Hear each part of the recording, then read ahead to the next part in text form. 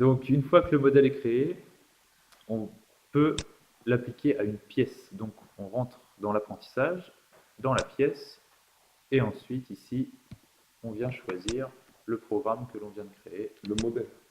Ouais, programme ou modèle. Et donc là, on a le test qui est ici. Voulez-vous remplacer? Oui. Et donc là, la machine, elle sait que sur cette pièce-là, elle doit faire cette forme-là, et que dans cette forme-là, eh ben, elle doit faire le calibrage, le polissage, et ensuite le rayon. Ici, l'adaptation à l'épaisseur, si on met aucune, la machine va prendre la hauteur du dessin. Donc, si on a de la chance, la pièce fait exactement la hauteur du dessin, mais j'en doute. Ici, le point défini sur le profil, elle va prendre le point que l'on a posé ici et redessiner cette ligne-là pour que en haut du rayon et en bas, on ait la valeur la plus grande qu'elle aura trouvée entre les deux palpages. Très bien. Une question, est-ce que tu peux consulter le point là depuis test? Ou Non. il faut sortir et Bah, aller. en fait, si il n'est pas dedans, ici c'est grisé, tu peux pas y accéder. Ouais, et là, comme il y est, si tu veux Comme y il y aller, est, le chemin le plus court.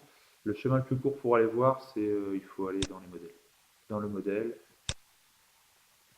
retrouver le modèle et aller vérifier ici. Très bien.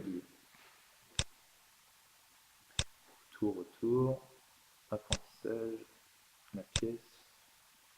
Et donc mise à l'échelle du profil, là elle redessine complètement toute la forme pour l'adapter à la hauteur de la pièce.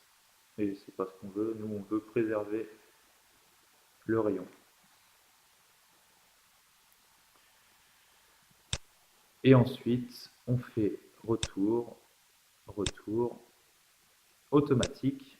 Et là on retrouve du coup les séquences. De test. Voilà, les séquences et l'ordre dans lesquels elle va l'effectuer. On sélectionne tout, on calcule et on fait un départ cycle. Départ cycle ou alors on peut aller voir la simulation.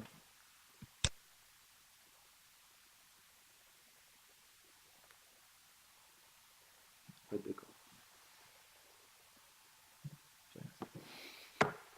Si, oui, d'accord. On a 0,0 ici.